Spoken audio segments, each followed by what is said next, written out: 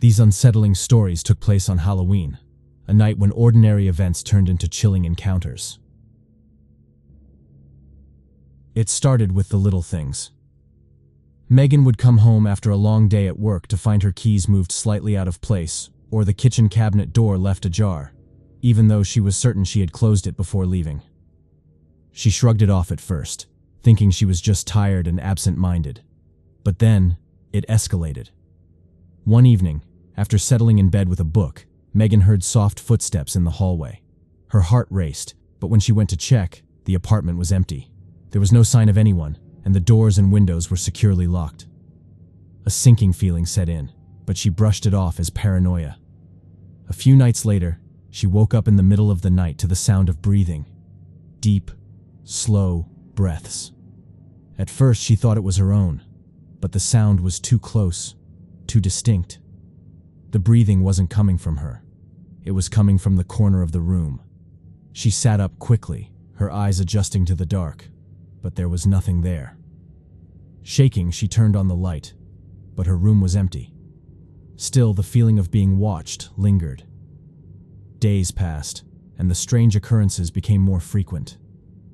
Megan would find her furniture shifted slightly, her clothes rumpled, and sometimes, when she walked into a room, she would swear she caught a glimpse of movement out of the corner of her eye, a dark figure slipping out of sight.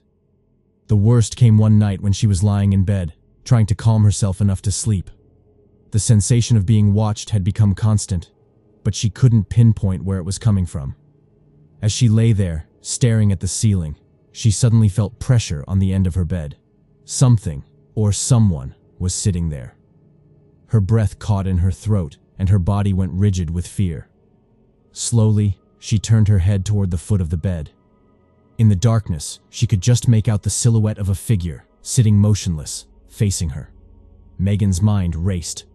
She knew she was alone in the apartment. She had locked every door and window before going to bed. Trembling, she reached for her phone, which was on the nightstand. But before she could grab it, the figure stood up. She could hear the soft shuffle of feet across the floor as it moved toward the door, its presence heavy in the room. Frozen, she listened as the figure left her bedroom and headed down the hall. She heard the sound of a door opening, then silence. Summoning all the courage she had, Megan bolted out of bed and ran into the hallway, flipping on every light as she went.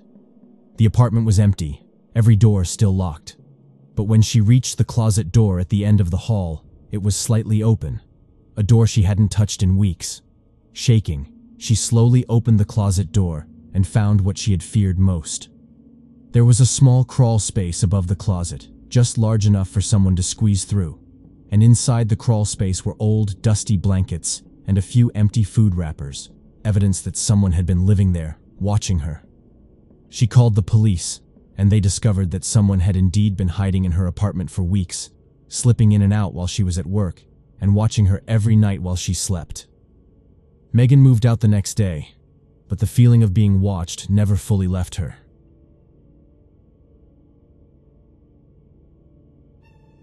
Hey, my name's Jake, and what I'm about to share is something that still gives me chills. It happened a few years ago when I was living in a small apartment in the city. Nothing special, just a basic one-bedroom place in an older building. It was cheap, and I was fresh out of college, so I didn't care much about the history of the place. But if I had known what I know now, I never would have moved in. The first few months were fine. Quiet neighbors, nothing unusual. But one night, around 2 a.m., my phone rang. It was one of those old landlines that came with the apartment, the kind I never used.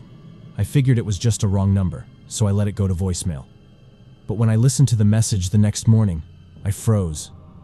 It was just static at first, but then there was breathing. Slow, heavy breathing, like someone was standing right behind the phone. I brushed it off, thinking it was a prank, but the next night, the same thing happened. 2 a.m., another call. This time I picked up, and I swear I heard someone whispering my name. Just once, barely audible, but enough to make my skin crawl. I hung up immediately. I told a couple of friends about it, and they joked that it was probably some weirdo or the building's wiring acting up. But I couldn't shake the feeling that something was wrong. The next night, I unplugged the phone. That should have been the end of it, right? Wrong. Around 2 a.m., I woke up to the sound of the phone ringing again. Only this time, it wasn't plugged in. My heart was pounding as I walked over to the phone, watching it vibrate on the table. Against my better judgment, I picked it up. What I heard on the other end still haunts me to this day. It was a voice, but not like any voice I'd ever heard, distorted, echoing. It said, "Why didn't you help me?" over and over again. Then there was a loud crash, like something falling. I dropped the phone and backed away, shaking.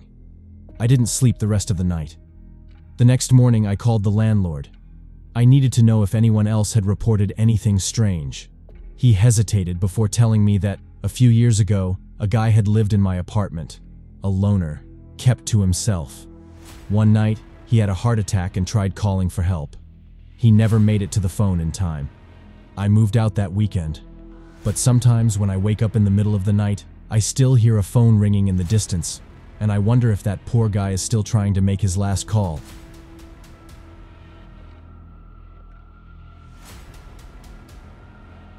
My name's Samantha, and I used to work the night shift at a small office building downtown. It wasn't a fancy place, just a local insurance agency with outdated computers and flickering fluorescent lights. I had just started as a receptionist, and the night shift was all I could get. It was mostly quiet, with only a few employees coming in late to finish paperwork. Honestly, I liked the peace and quiet, until things started happening. It all began about 3 months into the job. I was sitting at the front desk one night when I noticed something odd. One of the lights at the end of the hallway kept flickering. It wasn't just a typical flicker, though. It was rhythmic, almost like it was trying to get my attention.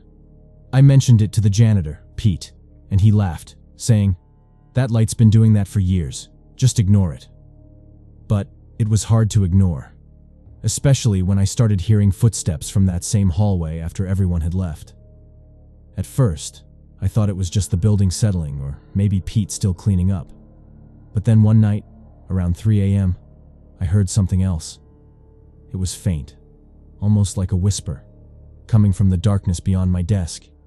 I couldn't make out the words, but it was enough to make the hairs on my arms stand up. I told myself it was the wind or the old pipes, but deep down, I knew it wasn't. Things escalated quickly after that. The footsteps became more frequent, always coming from the same hallway. I would get up and check, but there was never anyone there. Then came the knocking. Soft at first, like someone was gently tapping on the office doors. But when I'd go to check, every door was locked, and the hallways were empty. One night, Pete didn't show up for his usual cleaning shift. I figured he'd called in sick or something, but when I asked my boss the next day, she looked at me strangely. "Pete? He quit months ago," she said. My stomach dropped. Who had been walking around the building late at night? That night, I decided to bring my friend Kyle with me for my shift. I didn't tell him everything, just that the place was giving me the creeps. Around 2 a.m., we both heard the footsteps, clear as day, coming down the hallway. I looked at Kyle, and his face went pale. We both stood up, grabbed a flashlight, and walked toward the sound. The hallway was dark, the flickering light still doing its thing. The footsteps stopped as we got closer, but there was no one there. Kyle shone the flashlight down the hall, and that's when we saw it. A figure standing at the very end, right where the light was blinking. It was tall, almost human-like, but there was something off. Its limbs were too long, its head slightly tilted to the side. It just stood there, unmoving, watching us. We froze. My heart was pounding so hard I thought it would explode. Kyle whispered, "We need to go." But neither of us could move. Then, the figure took a step forward, the light above it flickering in sync with its movements. That was all I needed. I grabbed Kyle's arm, and we ran back to the front desk, not stopping until we were out of the building. I quit the next day. I never found out what or who was lurking in that building during the night shift. But I still have nightmares about that figure, standing there in the dark, waiting. Whatever it was, I'm glad I didn't stick around to find out.